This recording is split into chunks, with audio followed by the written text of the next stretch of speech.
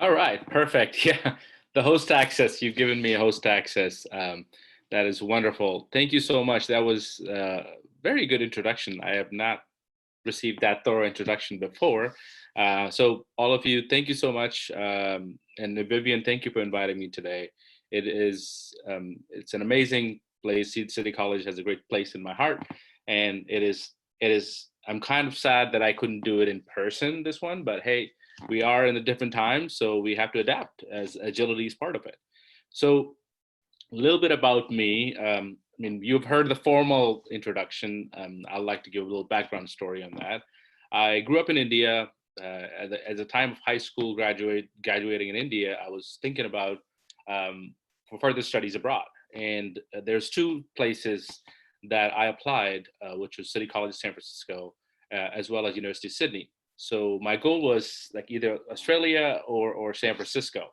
So wasn't really sure. It took a gambit, and I said, you know what? Whoever send me accept letter first, I'll go there.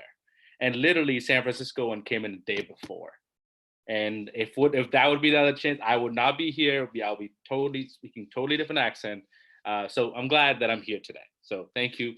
Um, I'm glad that I went to City College. So a little bit about myself. I can do a screen share if that's possible.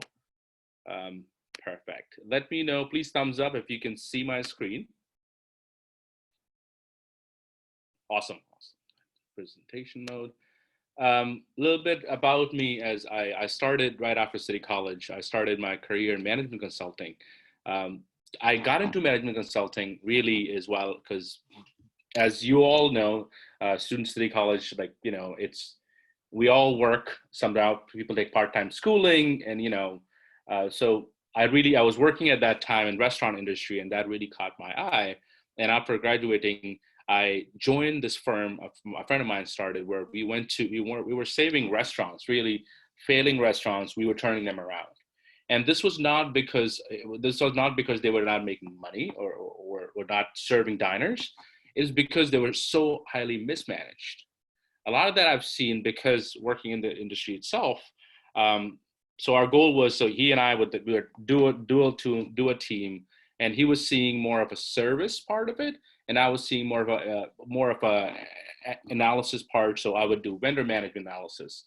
I would do the daily break even and everything that needs to be done to make that return on the restaurant. We would do that for 3 months, and literally we would just go there and just quietly watch first 2 months. And it's kind of weird how people act around you and you're just not saying anything and just watching. So we had to be a little awkward, but we learned a lot about people. I have learned a lot about people during that industry. um, it was a great job. It was fun. It was helping people. But as after a long time working in that industry, some of you may be in restaurant industry or whatnot, it's really nights and weekends. And I was coming back home 2 a.m. at night after restaurant closes. Sometime 1, sometime early on weekends I was there. So it got a little tiring, and I was looking to do something different. But our goal really is helping people, and that's what I stand for. Like, I want to help people however I can. I went to apply for a business loan at that time, was just for a web development company for restaurants. Because this is the time I'm talking about 2013, when a lot of restaurants didn't have the full like fancy sites. Now they do. Now all do. Um, so at that point, I went to apply for a loan, and the bank I've been banking with for a while. I wouldn't name names, but it is a very local community bank in San Francisco. They gave me this stack of paper, say, oh, here you go, fill it out. And I said, you have everything, all my information. You have my bank account, you have my social security number, you have my identification. Why can't I just apply right away, like online? So, and they said, well, this is a procedure, sir. We don't have any system like that. I took that as a challenge. And I am not technical, by the way. I cannot write a line of code to save my life. So definitely not a technical guy. And that was a strong, big challenge that I took. I went with the help of my friend. He got me into BNP Paribas. BNP Paribas is the third largest bank in the world. They own a small bank here, Bank of the West. I hope everyone knows they're a local bank from San Francisco, California. He got me in the challenge there, and during that challenge, we aced that challenge. By the way, we got 25K grant funding from those guys, and I, after that funding, I went to friends and family. I said, well, this is what I really want to do, and look, there's a market for it. There's a big bank like this gave me 25K to just get this started, and but that was not enough for friends and family. And they said, and there are a few of you who have asked about these ideas, like, how do I know my idea is good enough? How do I know that? Like, so for that, I literally went about 30 bank branches in San Francisco, literally door to door with my notepad and my a pen. And I asked him, I went there, can I have 5 minutes of your time? Yeah, and believe it or not, most of the bankers, I would say 99% of the bankers said, yes, please have a seat. And I said, I just want to know how you do things, how things work in your system. How does a loan, like we all know you can apply and something happens in the back, they approve or deny, whatever, right? So there's a whole process. I wanted to understand what happened behind the curtain. About 35 bank branches over 15, 20 days, I have come to realize that this is a great opportunity. There's nothing there in the this is before the Chase app where you can go and apply for a credit card loan. This is way before that, during the time. So with that insight in mind, I went to a friends and family investor that I've known through restaurant, and I said, look, this is the plan I have. This is the money the bank gave me already. This is how it will work. And he had faith in me because I worked with it before. And this is what I really recommend people build connections. Your Rolodex, everyone you interact with is a potential opportunity of any kind. The possibility is open, So he gave me another 50K, just an investment. I set up a company, left my job the same day, and really formed this firm and found. During this time when I was doing the research, I found the co-founder as well, who was writing the code. Richard was his name.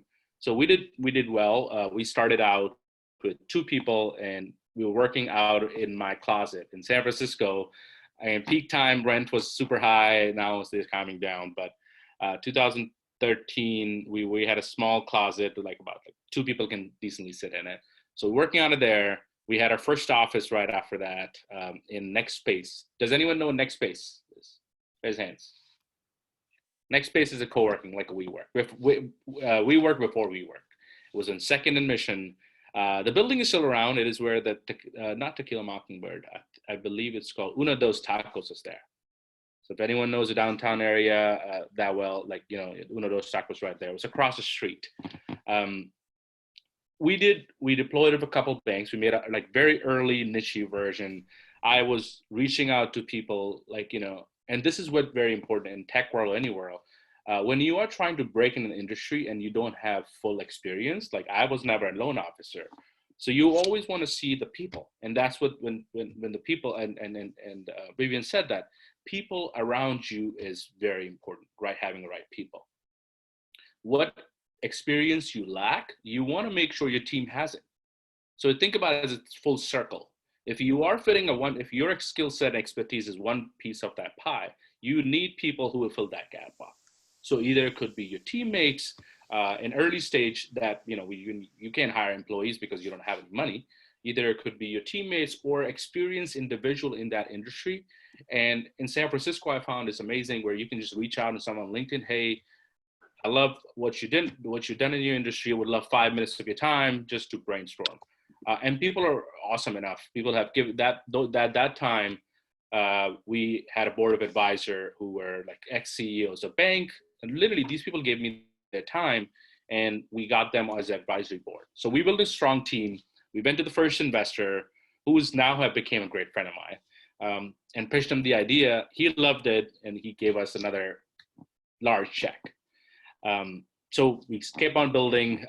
I relocated to Charlotte, North Carolina, where, if anyone knows where Charlotte, does everyone know where Charlotte is? Is all the big bank backbone is. So Bank of America, Ally, Wells Fargo, they all run from there. So I spent about a year there in accelerator program just to learn how to run stuff. I knew how to run business, but I didn't know how to run a startup. Startup and an operating business in a startup is two different animals. In startup, you do everything, A to Z, everything.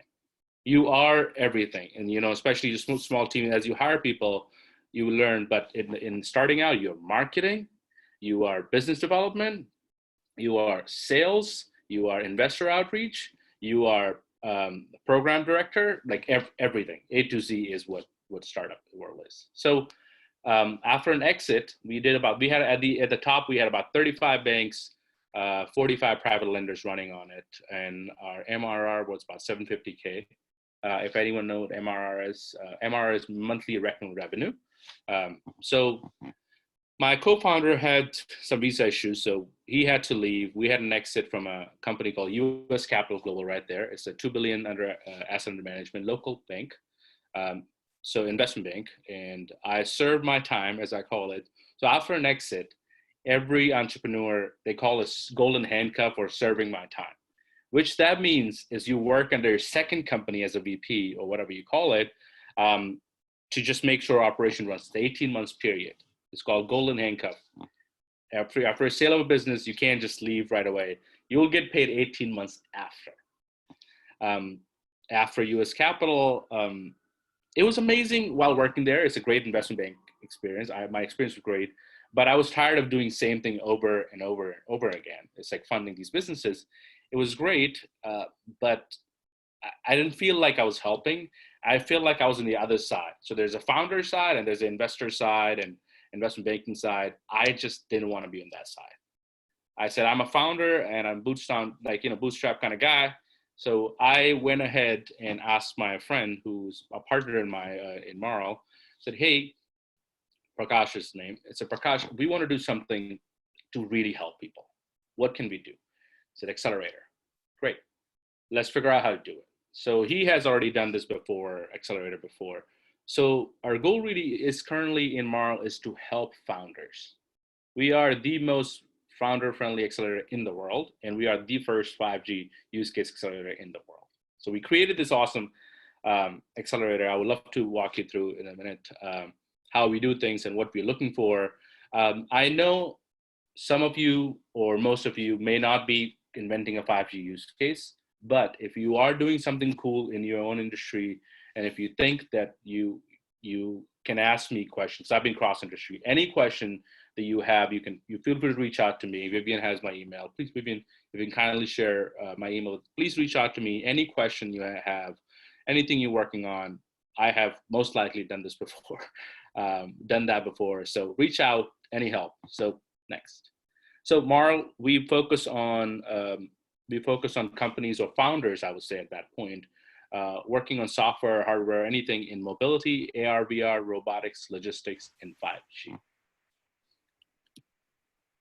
So as you know, this is our office, literally. So it's like we have an office in Fremont, where I have not been since 6 months, but we have an office there where everyone get to learn. Right now it's all online, everyone's learning, definitely. So our goal really here is to create a community, as you mentioned.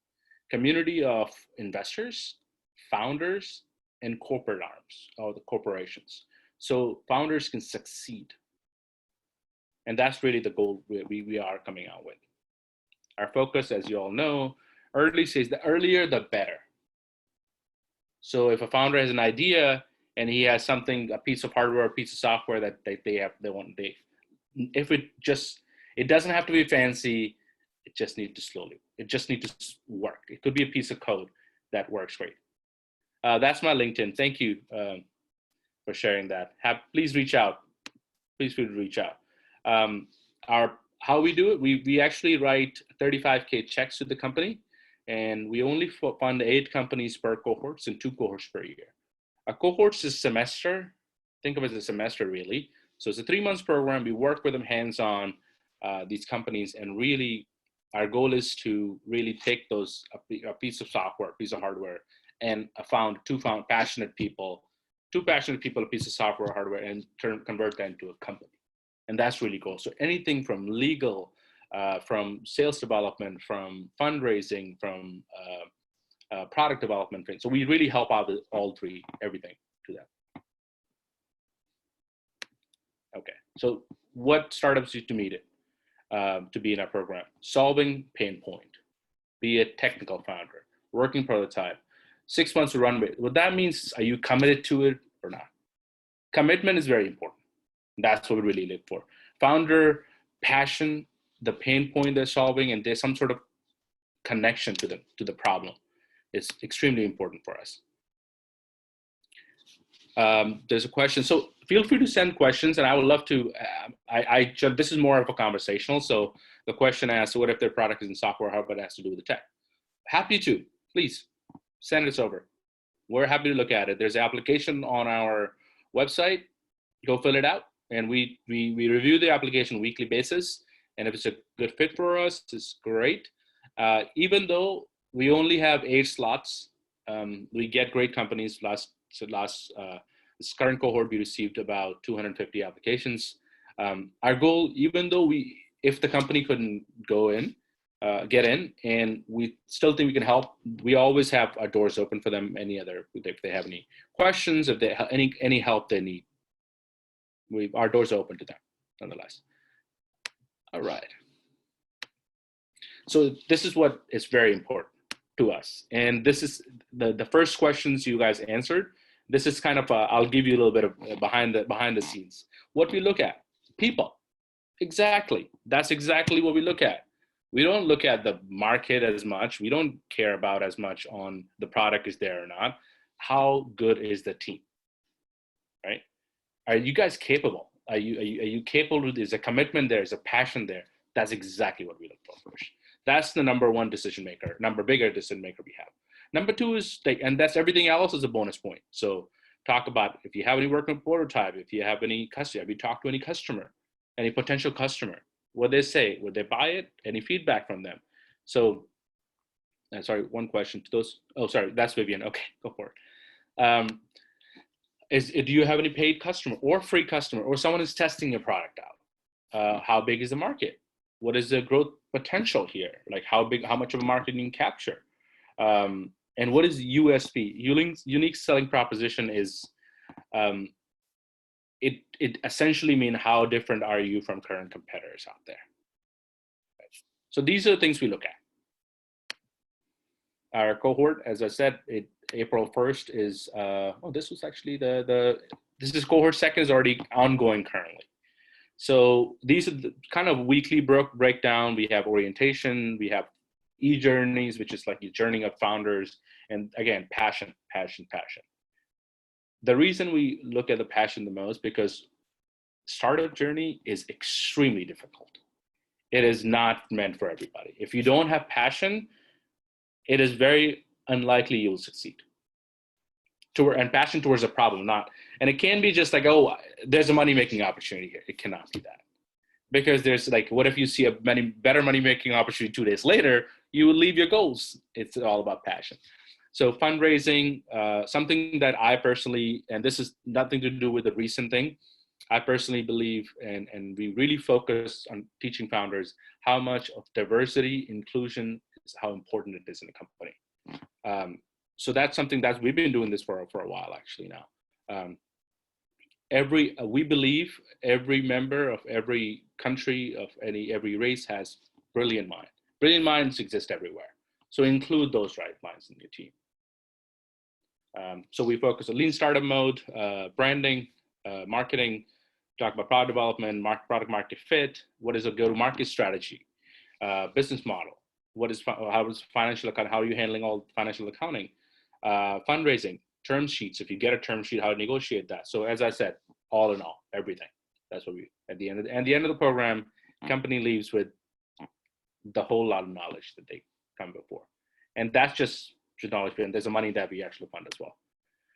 Our goal really is to get a founder and a prototype, and as I said, work together with them for 3 months, 3 to 6 months, and get ready for them to build the company or raise money. These are our portfolio companies. Portfolio 1 company, Spares, Display Ride. They're all there doing great things. We have, I think, Safe Deploy is a German company in Germany. Cleanomatics, an Indian company. Rest are all Bay Area. portfolio 2, which is current portfolio. We have an Israeli company in here. We have a company from India. We have a company from, I think this is from Poland, and we have a company from another company from India. Oh, yeah. So really, companies we get founder a chance from everywhere in the world. We bring in. Unfortunately, these guys could not be here because due to COVID, but we have a in-person site where we work with them hands-on deal, pretty much. Our partners, these are a list of our partners. If you may recognize any of the names, we work with these guys closely to get either the funding for our companies or a pilot opportunity or customer opportunity. Our mentors are top tier people. Just like maybe in your program has mentors, so do we.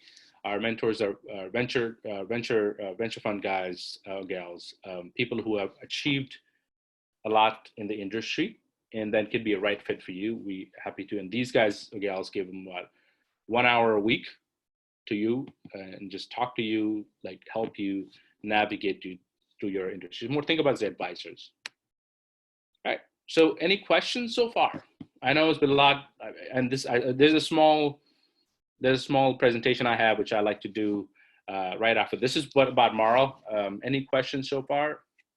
I think we have a few on the chat box. For some reason, I'm unable to see it. Oh, really? Okay. It says here that what is? Oh, there it is. Okay. Sorry. What are your most successful investments?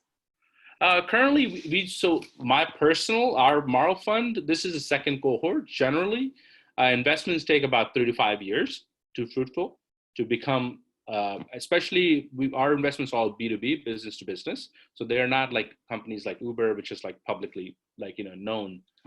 Before that, we have invested in companies from Encino, and that was the bank purpose. So as an investment bank. So Encino is a company, a lot of mining companies we have dealt with. So personally, I mean, this is the second cohort running. As I say, it takes about 3 to 5 years for a company to really show progress. So next question, is it for US business only? Open, could the business be set up in Russia? Yes, we most likely focus on US business, or at least a business that can scale in the US because we are here. But we have companies who are operating in India currently have a plan for scaling here, and we have the same as Israeli company. So the companies and founders to be here for 3 months. Yes, unless there's a problem, which is COVID currently. So all of them on their own places. Good. So, there's another question. Going back to your metric for choosing a company to work with, for choosing a company to work with, I noticed the slide that stated 60% minimum score. Have you ever had a company come that's market interaction means 60%, but their people value at 0? Oh, that is, the people is the number one. Yes, we have many times. But it's just, again, if we can't at that early stage, if we cannot come to terms with people who are teams, and if you don't have faith in the teams, we are not going to take that risk. So if you think of it, it's just not about the money. It's also about 3 months of our solid time that we put in those companies. Have you done anything in smart textiles? I personally have not, but I know people who have. So if someone's building that, please reach out to me. I can connect you with the right people. What metrics are you tracking when considering investment? Oh, I think those, Jorge, I think the metrics that we talked about are right here. These are the metrics that we track. So as I said, the team, traction, market, 3 things. Ratio, currently, we would love to see more women, and we're trying as hard as possible. We had last company had 1 out of 8. We had 1 female founder company. This one is also 1 female founder company, and I am frankly a little bit ashamed of that. But we're trying our best to get as much as possible, as many women and people of color and minority founders as we possibly can. If you know of anybody, please tell them to apply. The question here is, can you discuss a little bit about mentorship? The 12 weeks mentorship that we talk about. So these are the items that we focus on, that 12 weeks mentorship. Work with hands-on with those companies. So anything and everything related to business. And we also have something that I call it on top of these mentoring. We call founders in for, I call it founder therapy sessions. So they have 45 minutes to talk about anything that they want to talk to us. 45 minutes live, anything that's not going well. And, and as I said, the founder's journey is very difficult. It is something that it is hard for founders to talk about those things with their family and friends, and just it's just same tone. It's the same tune over and over again. So our goal is to talk to us. We are here to talk to you. And I have found that when I was a founder, when you hear good news, and I call it founder mentality, is your emotions are not in a straight line. So goal is to get the emotion balanced. And when you hear good news, your emotions go up, you're happy. When you hear bad news, the same day you will go dead. So build yourself the way, good news or bad news, your emotions should be the straight line. And that took me personally about a year plus. I used to be, hey, this investor said, yes, here's a small check. Great, let's go party. It's, happy hour time. And everyone hanging out, grabbing drinks, and or 2 weeks later, oh shoot, this didn't work out, or the deal fell through, and I'll be super sad. And that should not happen. You have to keep your mind straight, your emotions balanced. That's all. So define a tech founder. A technology founder in our case is not the founder who can code, not technically. It's a founder who has expertise in that industry they're working in, or has a team member. At least one founder has that expertise. So the goal really is, hey, if you don't have the product you're building or service you're building, if you don't have expertise in that industry, find someone with you who could be a co-founder who has those expertise. Or his question, do you take board seats? We do not take any board seats. Absolutely not. We are here. We are happy to serve as board advisors. Board of directors level, that's too much of a fiduciary responsibility that, if I start taking board seat in the 16 companies per year, I would not do anything else for the rest of my life. Just sit on those board seats. So we do not do that. Happy to, as I said, we're happy to answer any of the company questions we have. What are you doing to reach out and include more women founders? As of right now, we're using channels like AngelList, F6S. Our analysts actively scout for those deals. We're saying, so we're asking them to apply. So our goal is really we're not just waiting for people to apply. We're also reaching out to people actively to get the application. Please apply. We ask the people, go ahead and apply. Our goal is to reach 1,000 applications per cohort, and as many we get, as many that we can actually work with. So that's really our goal.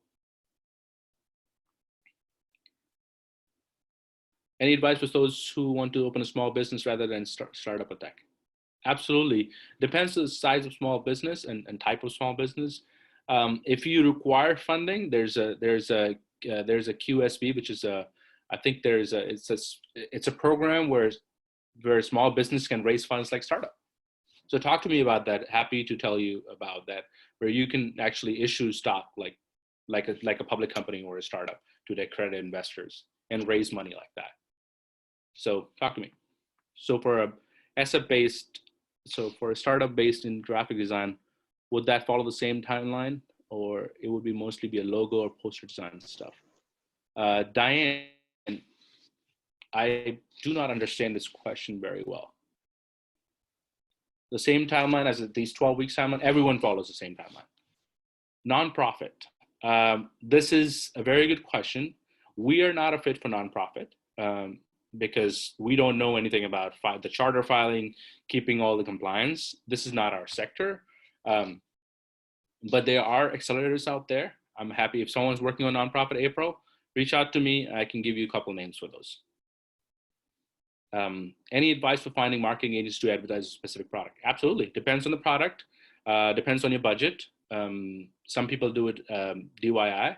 I have done for my first company, DIY. If you need a marketing company,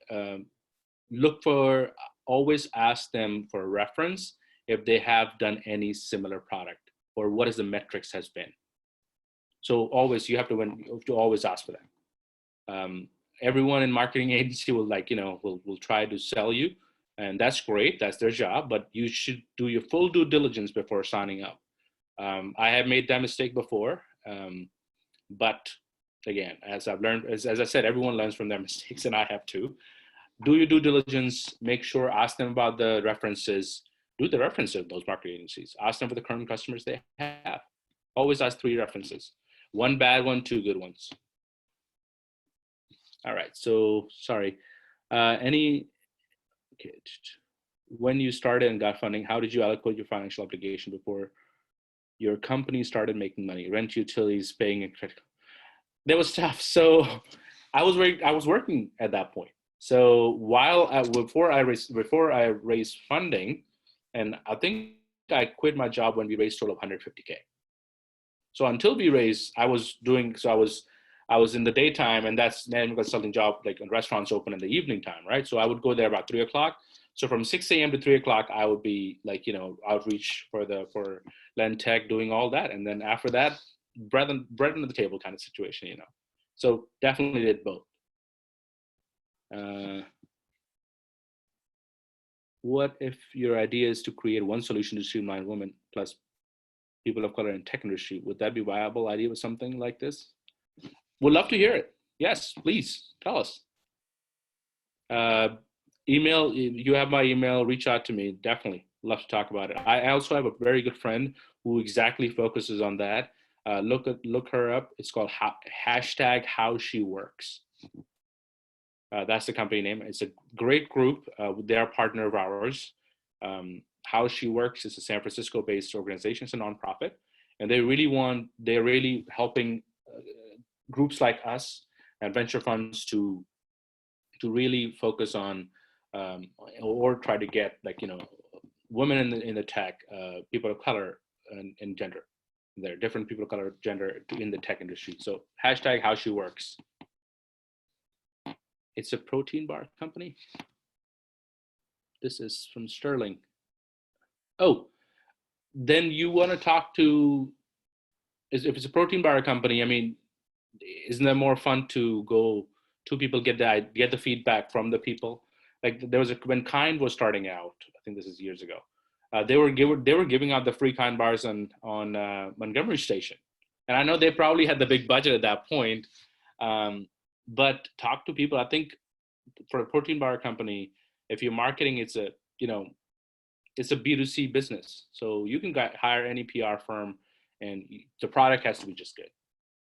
You can do what I've learned in B2C business. No matter how much PR you do, if your product is crappy, it is crappy, and it will come out soon. So focus on that. What about social enterprise business model? There are groups like that. There are B corporations. This is like a B corporations of C corporations. A friend of mine has a company which is social enterprise focusing, and I will be at the end. I will be telling you I'm working on a very good nonprofit apart from all, and I think we should have thought about it. It's about financial literacy of people. Our goal is, it's a stealth mode, so I can really fully talk about it. Our goal really is to help immigrants, people of color, and 18 people over 18 who just went to just started college, to build credit, to help financial literacy and build credit. It is going to be free of cost to people, and I really, as I said, financial literacy credit building product. That's what we're creating. I'm going to go back to fintech soon. So Yapacopia, look up financial social enterprise business model. I would say look up Yapacopia. A friend of mine is a founder. It's an insurance aggregator that employs small business mom and pop insurance shops, as well as donate half of their profit, whatever they make, to nonprofit of your choice. Love it. So, all right. Any other questions before we move to a small second part? And it's just a quick Yapacopia, YAPA. I'll type it. I believe Yapacopia. There we go. There you go. Oh, sorry. I sent it to Anita accidentally. I will send this to everyone. One sec.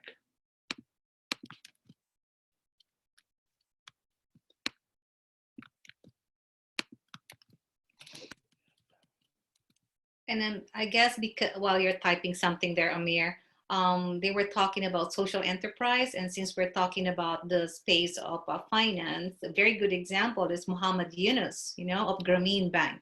Was really a very big social entrepreneur who's really focusing on making credit available to small, really micro businesses where banks normally would not lend to.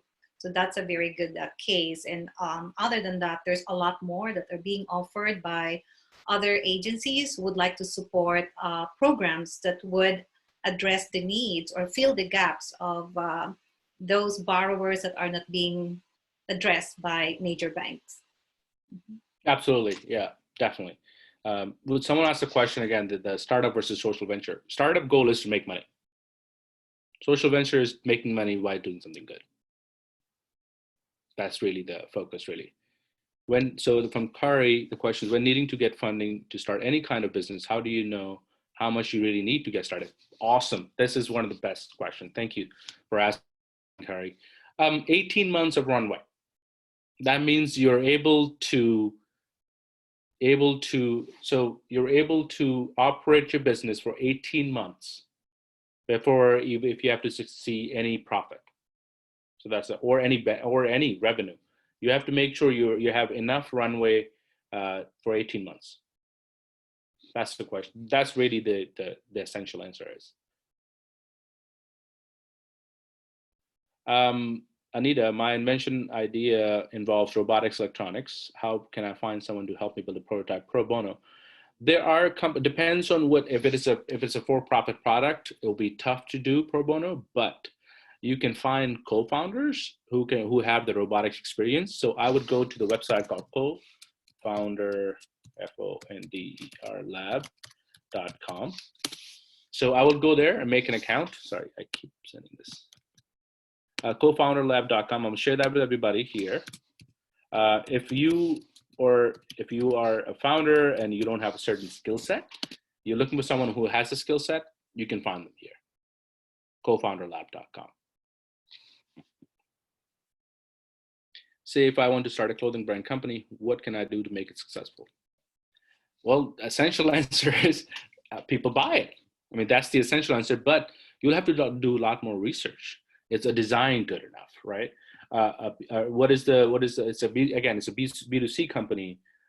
If you're going to sell it directly, do people, if you're going to sell it directly, do people have, like, where are you going to sell it? Either boutiques, online? You have to figure out the market strategy channels. So everything, as I said, right here, all you see, week 2, 3, 4, essentially every business needs these things. So really work on in finding the right channel partner, finding the production partner who's like, prototypes are good, but who's producing that for you, mass producing that for you if you need it. So those kind of things. Anita, I do not know the people at Co-Founder Lab. I think she asked me the question, but you can sign up. It's a website. You can just sign up directly in there. So they're like a founder matchmaking site. Yeah. Any other question, people, folks? I think we're good. I think let's move on to just quickly small thing, and then we can ask. Oh, there's a Q&A session at the end. I just want to go over a quick thing that I prepared for all of you, and then we can go Q&A. Okay. All right. All right. Why do you need funding? And this is, I think 16 people answer funding today, right? So let's say, why do you need funding? In a startup world, we call it world domination, meaning you want to be Uber of the world. You want to be Microsoft of the world. Everyone in the world knows these companies, right? That's really what you need funding for. It's not to just to sustain for 6 months, a year. It's the goal of funding is to create something that big. And essential goal, I'm going to break it down. Startups use fundraising for initial product development, prototype, MVP, minimum viable product. Just minimum viable product is it's something that is bare bones that it works, but it's not. It doesn't have the fancy bells and whistles on it. Capture market faster. So if you, I mean, you have a great idea, but you will only have 6 to 8 months before everybody else will start to copy that market. So Uber had a great idea, and then there's Lyft. There was Sidecar. I don't know if any of you been around that era, 10 years. There was Lyft. There was Sidecar. There was Flywheel. There was like 16 different companies competing for that same market within 6 months, actually. So you want funding to just capture market faster, and also you need funding because whoever you're raising funds from could be a strategic investor, as we call it, meaning someone who has expertise in that industry, someone who has connection in that industry. For I think someone asked that question for the clothing company. You want to ask your personal preference of taking funding should be from someone who has either a manufacturing plant, someone who has either a retailer business. So that way they can really help you. That way they have vested interest in your company. Well, hiring people. Yes, to attract top talent, you need top dollar. So that's it. And market validation and credibility. What that means is if someone comes to the idea to me and I cut him a check of 50K, that means there is a market validation. If I, as an investor who was a seasoned investor, I know my industry, you can take that as a stamp of approval on that, hey, look, my idea really worth something. I'm on the right track, market validation. So startup ecosystem, ways to grow your startup. There's only 4. And a startup could be a business. And again, in any business, I'm just using startup word for, it's not just a tech startup, it could be any business that you have, any small business starting out. Bootstrapping, where really you save pennies in the bank and then use that money, or really work 2 jobs just like I did and figure this out. Incubator, there's a lot of groups who have these small incubators for every industry now. I mean, if you're retail, there's a retail incubator. If you're in insurance, there's an insurance incubator. If you're in the fashion, there's fashion accelerator also, by the way. So whoever asked me that question about clothing line, drop me a line. I can connect you to people who have the fashion only accelerator. And there's definitely the venture capital. Accelerator and venture capital, 2 different things. We'll explain that in a few slides, and that's about it. Okay. You all know these companies, right? I hope everyone knows these companies, right? So really, they all started bootstrapping. Think about that, right? GoPro, which is okay company, but Apple, Oracle, Dell, Microsoft, Craigslist, they all started bootstrap. Build your company with your personal savings or early customer revenue. Essentially, you slowly build. There's definitely pros to it. Pros is total partnership, total ownership and control, meaning your partners have the full ownership of the company. You can do whatever the hell you want. You can sell it tomorrow if you want. Full control, no outside VC is telling you what to do.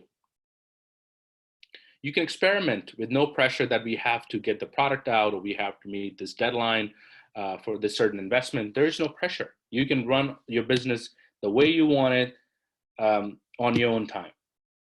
That's really the process. There's a lot of cons to it too, right? It takes much longer to reach profitability. You're talking about profitability, and people may say, look, so what? Like Amazon today is not making still negative until last year, but they're capturing more market. For you, slow growth and your profitability will be it'll take longer time.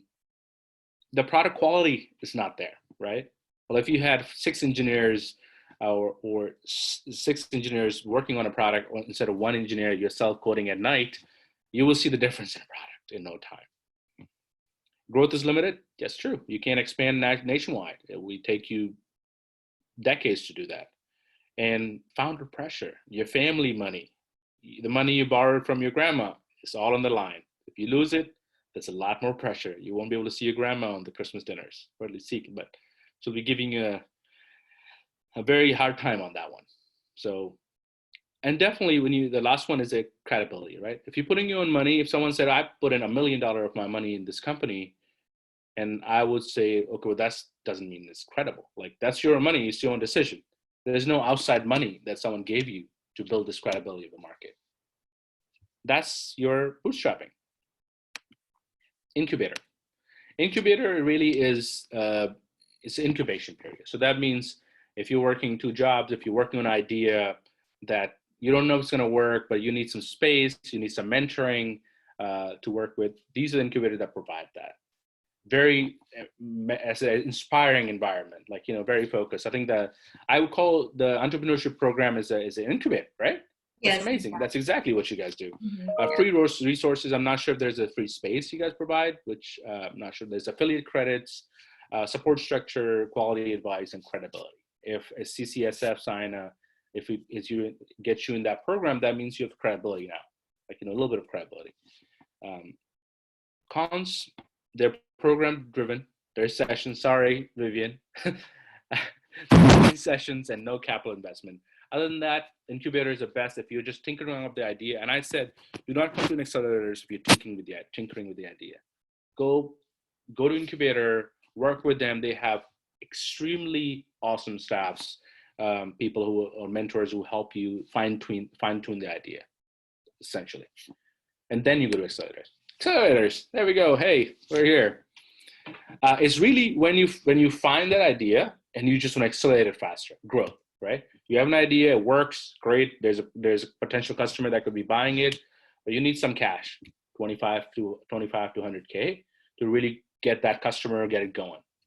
Pros, early investment in incubator. Accelerators don't actually look for customer revenues and other things. They just want to believe in team and product. Network effect. You have fellow founders, who work with you, mentors, investors, who are there for you. Free space, affiliate credits, we provide that as well. Solid support structure. A support structure, the mentors who are actually committed very much. I mean, they're getting paid or in equity or whatever that is from accelerator side. They're there for you. And people like me who run it, people like Vivian is always there for you guys to really give you support structure. Accounts, again, accelerator is also heavy program driven. Too many sessions, and they do take equity stake. And equity stake is also only for the money they provide. It's not for the mentorship. Venture capital. Venture capital is really anything about 20, 150, even more. I mean, depends on the size of the company is. Your pros for venture capital, no person guarantees. If you win, they win. If you fail, they fail with you. That means if you do your best, and if you can't make it, there's no banks chasing your assets or anybody else taking your money. You win, you win. You win, they win, and they say if you fail, they fail with you. Network effect. Venture capital firms are very connected in the potential customers, investors, mentors. They can help you grow. Yes, if they give you $1 million, of course they're going to help you grow faster. No, that's how it's, and credibility. Let's say, outside credibility.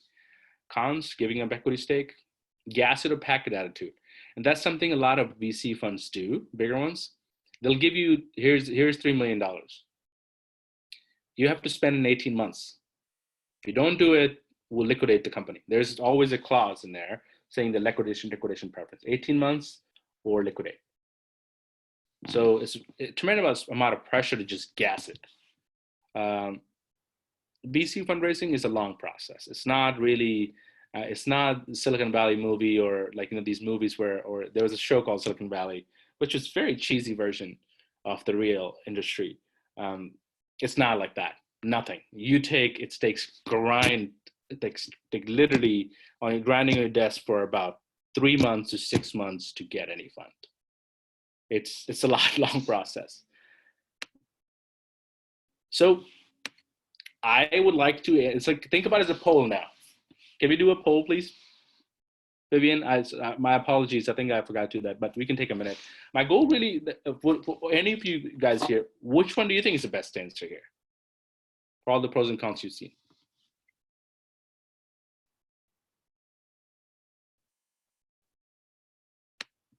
No, can we do this poll, by the way? Sorry, that's what I meant. These 4 things in the poll. I want to hear what the audience think, which is the best option that they think it is.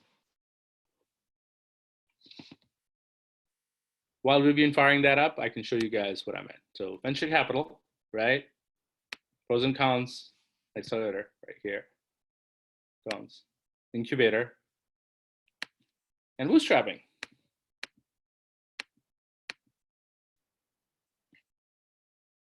We have some questions.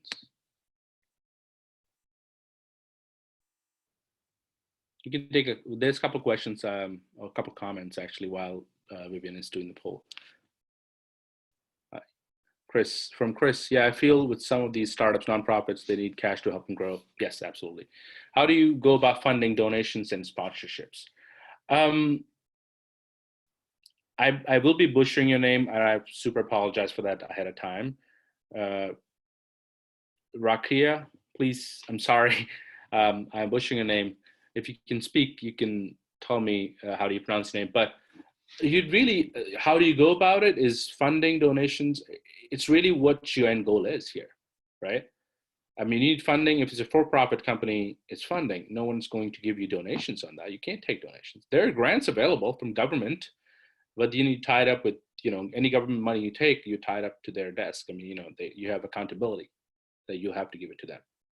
And they love paperwork there. So it takes a while. Oh, there we go. Oh, no, this is the same one. No worries. There we go. Please, folks.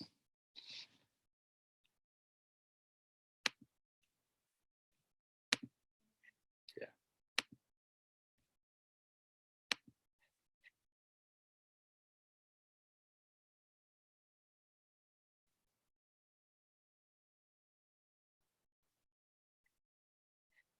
Are we doing all the polls, Diane?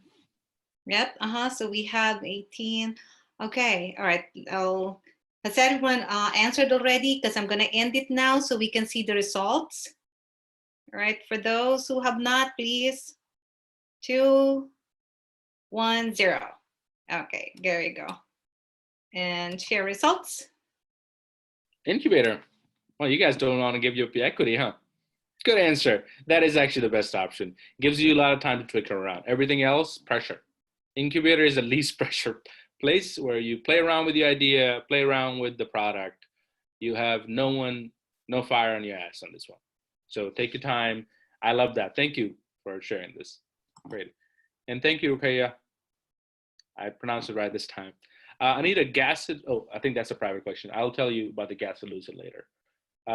Yes, I can happily to send this presentations, and that we are in Q&A. If any questions anyone has, are we good on time?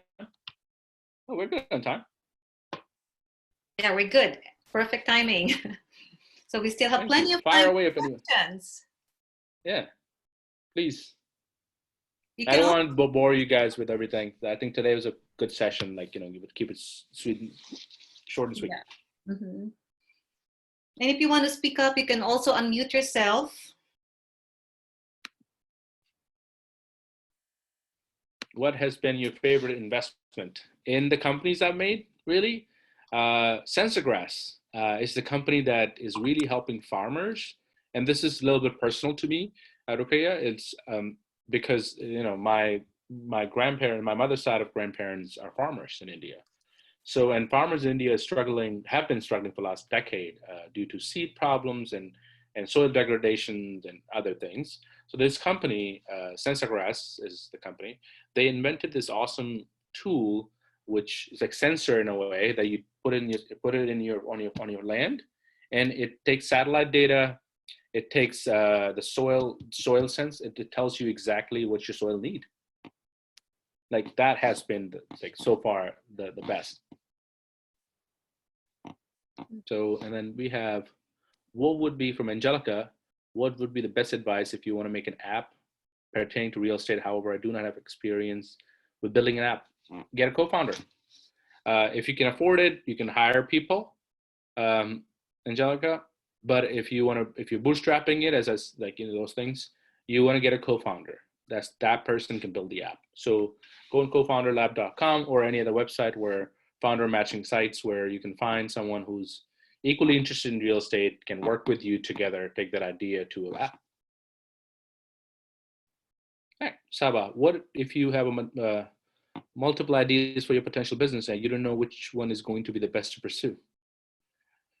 See, that's something, at the end, you just have to roll a dice on the market data you have.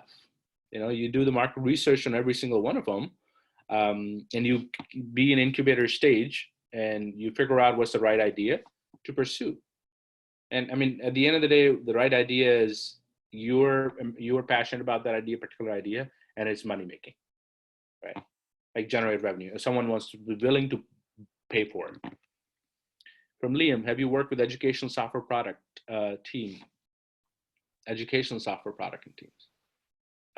Coursera, like as an invested in them. I mean, I've used Coursera many times. I've used Udemy, but never worked with them or invest. EdTech is different from us. EdTech is a whole different field. So unfortunately, Liam, I have not, but I've used it. I love Coursera. It's great courses on that.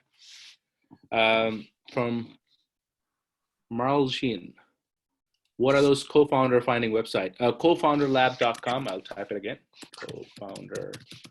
Cofounderlab.com. You can also search like founder match website, like, co-founder website, founder matching website. You can find it there. Bryant, as an engineer, I think I can build a prototype. What's the most important thing comes next? What's the business role? So this is the fun part. So you will see business people are looking for engineers, and you see engineers with a prototype looking for business people. So Brian, answer to you is find someone on a business side. Because although you can do it all, it is very difficult to manage both things. Find a co-founder. Team support is very important. But to your little question, after a prototype, the goal should be to see how people are reacting to it. So your customers, potential customers, have them try it out. If it's business app, go to the business, give them for free for 6 months, collect the data, collect the advice coming from them, and then reiterate your product. It's always about, reiteration. From Lilia, how would you approach an idea of growing a business in furniture restoration? Any input to elevate out of antique market and get more people interested in it? If it is furniture restoration, you may want to think about how you do it differently. Is it faster, cheaper, better, right? If there's a current market that's already there and you're trying to do better for them, what are you doing different with them? Why would I choose you than somebody else that's already exists, right? Reputative business that's already there. So try to differentiate yourself, and it can be like, oh, I'm cheaper. It has to be 3 things: cheaper, faster, better, or efficient. So figure you have to work on that one for yourself. From Hui, I have a question about pitching. What's the best pitch you have heard and why? What's the worst pitch you have heard and why? Oh, that's a good question. I do hear pitches a lot, and I used to pitch a lot myself. The best pitch really is founders trying to teach you. They are really there to educate you, not about the business, about the industry sector. It is about, when founders come as like, it's like, hey, I'm not here to ask money. That's not my primary objective here. I'm here to teach you what I know about my product, about the industry. That's the best pitch. Worst pitch, when people say, I personally do not like the fact, again, this is personal, that when someone is pitching and they're focusing on give us money, money, money, at the end, they don't even have uses of money. What are you going to put that money used to? So uses of fund is always very, very important. Sterling, who are the couple female entrepreneurs you'd recommend connected to us into mentorship? There's actually more than a couple. So there's Go on How She Works, and they have a whole list of mentors. Sterling, I can connect you with the How She Works people. They're amazing. It's a free free group. So think of it as a meetup group, which is they have women founders, female founders from like very heavy hitters. Like I love talking to them. They are always there to support. Also adding on to that, so I had heard in the past the story about these 2 women who were starting their own business, and when they would email potential investors, they obviously had their female names in the address. Mm-hmm. So they weren't receiving as much, it wasn't as successful as when they decided to they made a fake email with like a male name, and they ended Interesting. up getting a lot of investors were interested after that. So in regards to that, like how would you say that the climate is like for female entrepreneurs right now in 2020 compared to just a couple years past? Your question, your statement was absolutely right. I have heard about that story. There was an article published on that. The environment has definitely changed. I wouldn't call it like, fully changed, but people are like myself and yourself are trying to change that. We're on the good side. We're the good guys here. We want to work together and changing it. There are still some elements there who are trying to, refrain on practices, but there are good people who are actually working on this currently, and there are good investors, and there are people on LinkedIn, if you connect with like you follow bigger VC funds, they're actively searching for women, female-led founders. There are actively funds like that now. There's active groups like that now who are like women supporting each other, and the group of investors that actually helping these groups. Did I help answer your question? Yes, yeah. Good. Thanks. Okay, so we have a question from Anita. Oh, sorry, Anita, you raised your hand? Yes, I did raise my hand. The question, I just want to add on real quick about the last question. Same thing has applied to people with ethnic names too. Usually they are hesitant to contact people with ethnic names versus Americanized, if you will, or Western names. But I also wanted to go back to that accelerator, use it or lose it. That is a general question. Please feel free, as far as say somebody gives you $1 million, again, do you just use it as mad money, or, well, not mad money, I don't mean for you to like spend it on the spending spree, but like you can use it to pay your rent, pay your utility bills, hire people that you think are really helpful, and you have to negotiate a salary and so on and so forth. And how do you protect yourself so that you're not running out of money and you're still, I guess, being successful? Absolutely. So that's a great question. The goal of that money, use it, lose it, gas it, lose it, that's what I call it. It's really to focus on growing the company, scale it. Do not worry about if it's making profit or not. Just scale. Hire better sales team, hire more engineers, hire a great biz dev team. So really get more revenue. And that part, when you raise to that, then there's always like thresholds. So their goal is, hey, at the end of our investment, when like in a year, 18 months is the investment I give you for, in a year, we want to see this revenue and meet those goals. And then when you get to this revenue, they either give you more money to extend your runway, or you can raise it from other investors because your threshold is passed. Your MRR has passed, monthly recurring revenue. And forgive me, I've been watching the Shark Tank marathons on the weekend. So is like, for example, when they're negotiating, saying, I will give you $200,000 for 15% of your company plus royalty, and if I don't make my royalty in 1 year or 3 months or whatever, I'm going to pull out, or something like that. Is that what it's like? It's not. That's the TV show. It's absolutely not like that in the real world. And absolutely not. It's people who are there in the real world are highly, highly sophisticated people, meaning they know the terminologies very well. They know the contracts very well. It's a simple trust agreement because, hey, here's the money. This is the equity stake we're looking for. If it works for you, here's a term sheet. So instead of saying it out loud, here's a term sheet that we give you. And a lot of investors now putting this, you can't shop around with it. What founders used to do, if anyone has a Silicon Valley TV show they've seen here, they would take that term sheet and go to another one and say, hey, look, we've got this much from them. Would you like to take a better shot at it? So now investors got smarter, and there's like industry-wide, you can't shop it. You know, you can't just go, you can, although someone can give you a better offer separately, but you can't just present our deal to them. That's, yeah, so it's a very term sheet is given at that point, and after term sheet is, and you decide to take it or not, and they do diligence after that, meaning they will make sure your company's set up right, make sure like board is there, making sure X, Y, Z, everything is set, and then they give you money. So what happens if you don't use the money in the certain time frame and you haven't met your goal yet? I mean, if you were close to your goals, if you were even halfway there, people understand. Okay.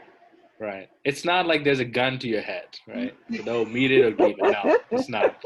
It is not like that. It's a relationship, right? If you work with me you've been working with me for a year, you're updating me for a year. We become like more of a, like, it's a relationship, investor, company relationship, and their goal is to succeed because they have money on the line of this. That, you know, you winding down is not going to help them, right? So they will go out of their way to make it work. But the goal is to just, yeah. So in other words, if you're not meeting your goal, could they like advise somebody to help you, like, hey, let's have this person come in on a deal? And well, that's why they're on. Most of those investors who ask for those kind of deals are on the board. They see everything every month. Yeah. Okay. They get what they will do if they're not meeting the goal constantly, they'll fire the CEO. They'll get somebody, they replace the CEO, whoever that is. There's a possibility of the person getting replaced who founded it. That happens all the time. Like Steve Jobs was replaced in his own company because the goals the ideas were not matching. So Cameron, question from Cameron we have. Thank you, Anita. When you have an idea for a startup, to what extent should you try to protect your idea in terms of copyright theft? What NDAs are best methods? Cameron, I am little, like, you know, to be honest with you, really, no. NDAs are not worth anything. Do you have, like, an investors, no investor will sign an NDA. And you cannot just, you can't legally fight somebody saying, oh, but you share my idea. You don't have any proof they did that, right? There's no way you can tell. But my goal really is, of this question, answer to you is, only tell the things that you feel safe telling. No investor signs an NDA anymore. Tell you if you don't feel comfortable not sharing your IP or your idea, your sketches of a product, don't share it. Investors don't ask for it. They don't. However, if someone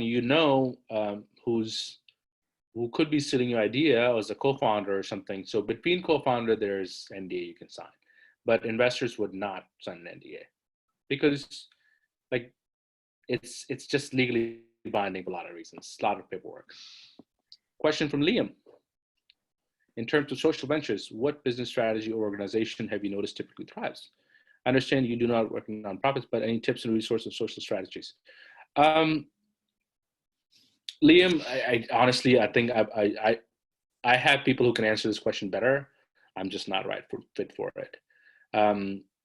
It's just social ventures are not really goal. Their goal not really is to expand like Uber.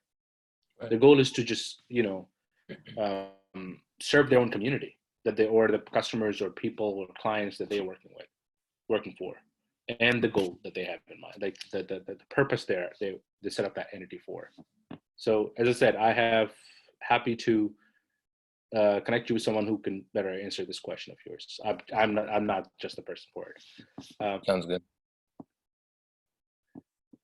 Question from Chloe. Have you taken any of the CCSF experience to your career? Absolutely.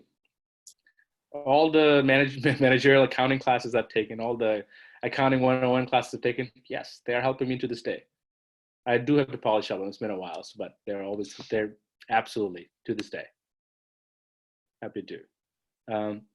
What determined you to invest in a startup? Or hey, team, number one, and they have passion. Number two, are they coachable? Number three, how big is the market?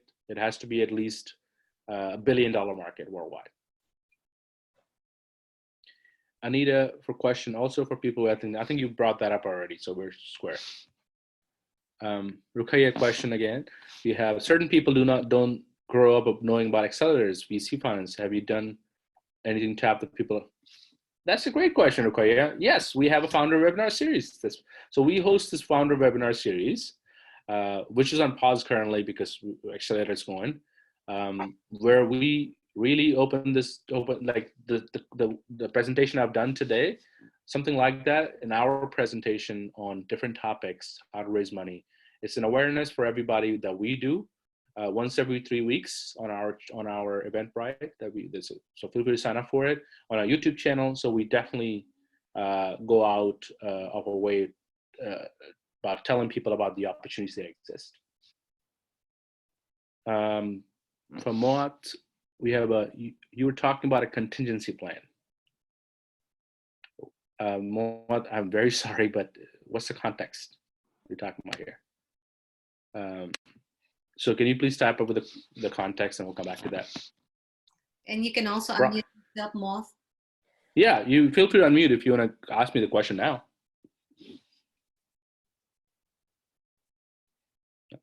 All right. Brian, what does the startup need to keep on non-disclosed? Really? Secret sauce, your code, whatever you solve, or your sketches if it's a product. Yeah, absolutely. You have to keep it locked down. Those are things, your secret sauce of any kind. A lot of people go do patents. That's again a seminar, that's a whole session on it, but I'll give you 2 things in patents. If you want to get a patent, patents are expensive. They're hard to get. But there's another way right now around patents, which is number 1 is a provisional patent. They're cheap. You can file them yourself. And they just give you 1 year to get the full patent on. So you already give you a temporary patent. You have 1 year to complete your actual patent application. So provisional, you can take that provisional, and if it's a great idea or business you have or a product you have, you can take that product provisional to the investor and say, hey, I have a provisional patent. It actually helps you in credibility wise. Oh, hey, Amir, I was able to unmute myself. If I can just, I meant when, thank you. When Anita was talking about referencing Shark Tank, I just wanted to chime in at the time. And I think she was talking about a contingency plan when she said, if I give you, this amount for this stake, and, she mentioned the royalty and because I watch Shark Tank a lot as well, obviously. And so that's what I just wanted to add. It wasn't related to any other topic or, okay. or subject. Yeah, but thank you for addressing that. No problem. Yeah, I mean, Shark Tank is not exactly the right fit. I mean, if people want to watch a show, go Silicon Valley. That's better, actually, a little bit better. Yeah, I hear great things about that show too. There's also Marcus Lemonis too. Are you not a big fan of him either? The Prophet. Oh, I've not seen it. What show is that? What show is that? I have not seen it. I think he's muted again. Angelica, what would be another option if there is not an incubator program pertaining to a specific area of your startup? To the age we live in, I think there's incubator pretty much every industry. But if you don't, what's a broader, like if you're making a certain product or startup product service, the startup forming, is it a broader industry? So is it a part of insurtech? Is it part of fintech? Is it a part of e-commerce? Is it part of agriculture, education? There's subsect. Then you go larger sector, right? You focus if it's what is a part of. So there's definitely accelerators for that, for pretty much everything. And again, happy to run your thing with me. Email me. I'm happy to answer question.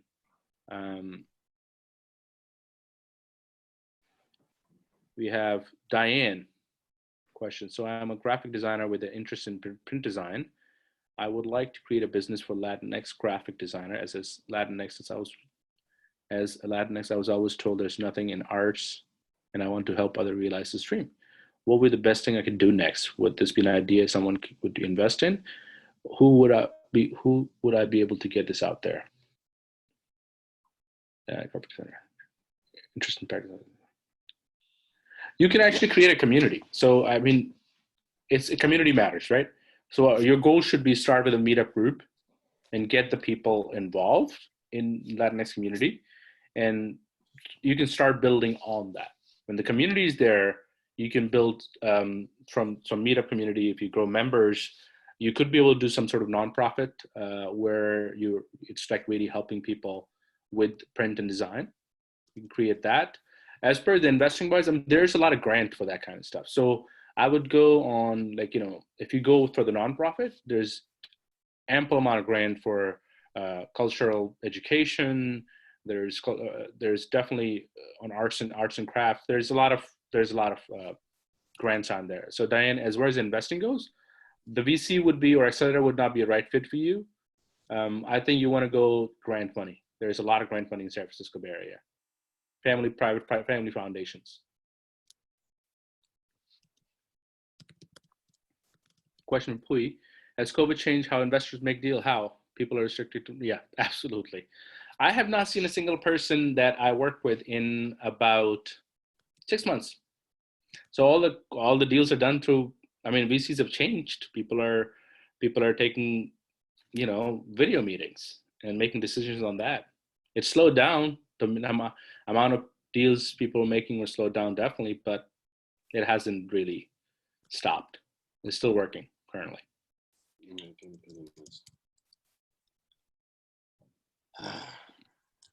Any other questions?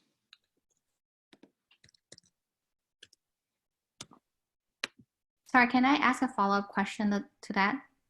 Yes. Puisan.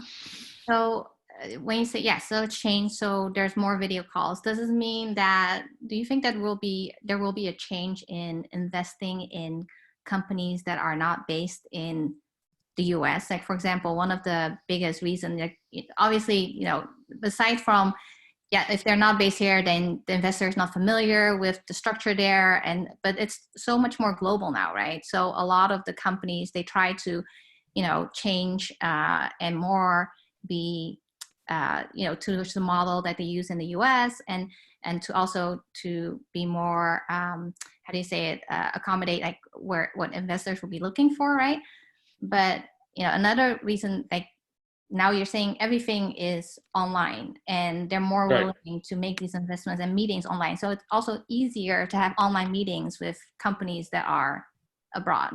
So do you see that there will be any changes in that? It's as of right now, a lot of foreign deals have been on sort of hiatus, I would say, especially because we don't do a lot of foreign. We do invest in like foreign companies, but they have corporations set up here. I would say things have definitely calmed down on the foreign side, but as the vaccine by next year comes around, things will happen a lot more. Current domestic deals are being done, and that also been like slowed down.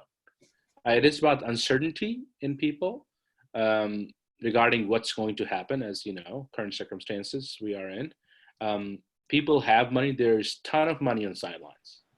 Like we were just looking into, we had the same investor founders fundraising 101 webinar not that long ago for our cohort. Because you can keep seeing IPOs and acquisitions keep on happening during this period. Everyone's get paid on that time. So there's a ton of money on the sideline. It is just uncertainty right now. People investing, they just want to clarify, like just get a little bit more circumstance, get a little bit certain. We have questions here. 1 second. Let me read them. Okay. Rukaya, we have a question. With creating a problem, where do you want to partner with others? How would you go about that? Program. Like a program like the We Have program, or as a program as a computer program? Can you clarify that, please, Rukaya?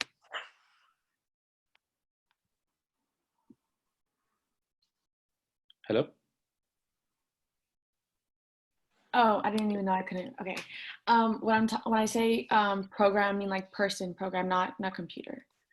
So for example, if I were to create a program that teaches somebody life skills, right? And I want to partner with this other entity, whatever that may be, to do that with, how would you go about proposing that? Or you make a business proposal for both two entities. How is it beneficial for them? So always think about, and that's about like, when you go for a business meeting or you go for anything is you don't think about yourself. Don't think about ask should be the last. How is your partnership beneficial to them in any way or form, any shape? It could be any shape or form. Go about their benefit first and then your benefit. So write a proposal. There is a ton of template on Google Drive, Google Docs. There's templates for business proposals. You write them there. Reach out to the right person and really start knocking on doors. That's simple as that. Yeah, it's tough, but you'll get there. You have a question here. Donald has a question. Donald. Yes, Donald, yeah. Hey, thank you for your time today.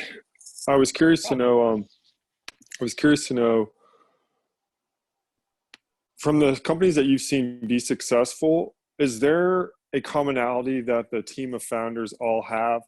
Like, if you see the most success with a team of 3, one person's in tech, one person's in business, and the other person is operations, or can you give me some kind of formula for that if there is one? There is no cookie cutter formula here, to be honest with you. Success always comes when team work together and team has a common goal, right?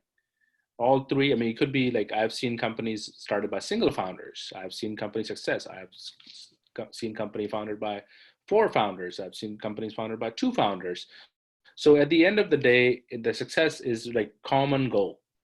All the founders needs to work together towards a common goal. And if your common goal is not aligned, then it won't work out. This won't work out. It's about common goal, as I said. There is no, it always varies on case-by-case basis. Operating officers, coders, technical, you can all hire that when you have money, right? When you have success. So at the end of the day, the founder mentality needs to be there. Like, the thought process needs to be there. We have a question. Thank you. No problem. From Vivian, actually. Oh, sorry, you were talking to somebody else. Okay. If you haven't filled out, oh, that's the question, common goal. Okay, perfect. Any other questions, everyone? Hello? Feel free to ask. Hi. Hello, can you hear me? Yes, I can. Okay, hi. My name is Darzel Oliveros, and I just wanted to say, first and foremost, thank you for the presentation and the insightful answers that you provided us. I think you've been very generous with the information you've been giving. My question is more so about when you're trying to find a project partner and you're torn between 2 people, one who has potential and one who has experience. And although I know that's kind of probably a rhetorical question, which one would you choose? That's actually a good question, by the way. So thank you for asking that. That happens all the time when you go about it. So potential is number 1 answer. It's a short answer. You want to choose potential. Number 2 is you don't want to exclude someone who's had experience. So in my way, how I would go along, I would make that project like second who has potential as a project partner, and the person who's experienced as an advisor. So she's also there. That makes sense? Awesome. Thank you so much. Yeah, because at the end of the day, experience matters, but you have to know, like, someone has to be really roll their sleeves and get into it. That's also required. So potential is definitely the key on that. Awesome. Thank you. Mm-hmm. Any other questions? I have a question. Can you hear? Please. Yes, I can hear you, Mimi. Mimi, right? Yeah. Sorry, let me just get my thought together really quickly. So I have a question. During your experience, it's a bit hard to ask this question, but how have you not, because business partners, they, how did you not mix emotions with business partners that you had to let go of in a way? Or people that had to go their separate ways, or if things just didn't turn out the way you expected it. Does that make sense? Absolutely. And that happens all the time in startups and any industry, tech or non-tech. That's a great question. So I'm I'm going to give you an analogy. Use your company, your startup in any sector, any business, any industry it is in. It's your baby, right? You've given up everything to the opportunity. You all know the concept of opportunity cost. You guys are all smart people. You've given up so much to a steady job or XYZ or family time to build this baby, really. If someone is coming on and whose interests are not aligned or whose presence is not helping the baby grow, then they don't really deserve to be there. The passion is not there. So it was very hard for me to let go the first co-founder that I started out with, because I was putting in 40, 50, 60 hours a week easily on a second job, and he was doing really, yes, I will get there tomorrow. Oh, not meeting deadlines. So yes, and if it's not working out, and it's hard to do that. But again, you have to think about that person is not helping a baby grow. So it's a tough call, but you have to make the tough call. And then only there's a business startup world is full of tough calls you have to make. So tough decisions. Basically, like what's holding you, just don't let it hold you back, kind of. No emotions on that side. Okay. It's tough, but sometimes you have to take that, path. Okay, which and is helpful for your business. Thank you so much for your insight, by the way. No, absolutely. Anytime. Any other questions?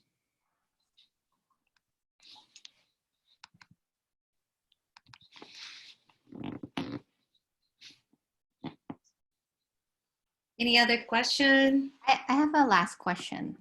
So if a startup or a founder doesn't have an office yet and they want to do a business meeting, what do you think is the best place to have the meeting at? Is it still a coffee place? Coffee shop. I have done big meetings at coffee shop. Please don't feel embarrassed of any kind. People things have changed in the last 10 years. Before, people used to think, oh, you don't have an office, you're not serious. No. Coffee shop. We work. Anywhere you can have a quiet conversation. They're not investing in office, so they're not doing business with the office. They're doing business with you. So definitely, anywhere. Park even. Oh. Thank you. Yeah. We have a few insights right here. From Chris. Oh, okay. What is the best, from Saba, what is the best ways resource to research the market if someone wants to enter? Free one, Google. That's number one, Google. There are quite sites, depends on your industry itself. There's quite a few research sites like AITE research. There's a lot of a lot of companies are doing research papers on these. So definitely look at them. But you will find everything on Google. Yeah.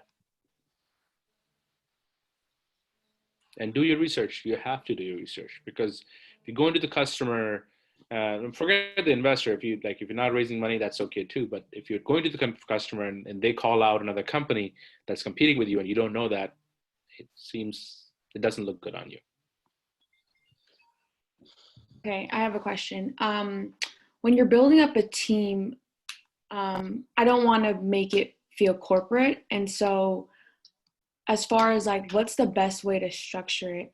I've kind of done the way where it's kind of like me, core team leads, and then the teams that work under them. Is that the best way to kind of go about it? Or should there be more or less structure, if that makes sense? Okay, let me ask you a question. I think it broke off a little bit when you say, when you're building what? I think that's the part that broke up. You said you're building something. That's the piece. No, I'm saying in general, when you're building a team. Okay, got it. Yeah. When you're building a team, again, is commonality founders? Is it something you want? Is it a founding team, or are you hiring somebody? It's people who work with you on building up a product as a startup. Okay, yeah. That's right. Founding team, right? That's the founding teams, right? Founding teams, honestly, they're partners with you. So don't build any hierarchies if that's what you're thinking. It's good to bring them as a partner, as a family. Start out that way. Good culture is very important in a startup of any kind. If they don't, because they're giving up X, Y, Z for you to work with you on your dream, you have to treat them like family. You have to treat them like to trust and that the great management skill needs to be there to really work with them, and don't make them feel like they're employees. They're part of something. Got it. And just as a follow-up random question, how do you drive community engagement nowadays? I don't know if it's, obviously it's changed since COVID and everything's kind of virtual. What do you have tips on things like that? Community engagement, there's a lot of, depends on what you're trying to do with it, but there's a lot of community groups within neighborhoods. You can start out there. There's neighborhood associations. So every community, like are you going certain community, or is it like a ethnicity or race? What are you targeting? So for what I'm doing, we've changed it over the past whatever. But as far as like when I say community, I mean more of like our target market as our community, and kind of building a community out of our target market, and kind of, and so what our target market is kind of like first, second year undergrads. And so yeah, that's the community aspect. Not like in real life, like based off zip code or whatever. It's kind of like in building a community with people, And someone mentioned TikTok. That's good. That would work. Why not? Schools. Go to the schools, talk to them, where people are going to school. So for example, if you're building a service, a solution, or a product for undergrads in colleges, so you have to go to the schools, ask them. The Entrepreneurship Center, they have right now, everything is online. It's kind of difficult to do that. But once things are opening up, hopefully soon, as Mayor announced, two weeks program. So next 4 weeks program to open up San Francisco slowly. Engagement in what you're targeting, I think, is mostly, it's going to be difficult to do online. Got it. Thank you. Yeah. You're welcome. We have a question from Liam, I think.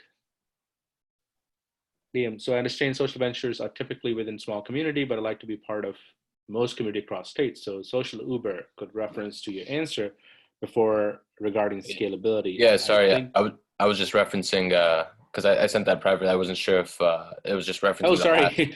No, it's okay. I don't mind. I don't mind it. I was just saying it may not look like there's much context behind it, but I was answering to your answer to my first question. But no, that's fair. That's fair. Yeah. Sorry, I thought it was a.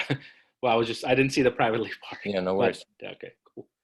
Thanks, guys. If you have any other questions, as I said, please, I will actually type my email here. Reach out to me. Feel free to reach out to me, and happy to ask any question. Though, do not hesitate to ask anything.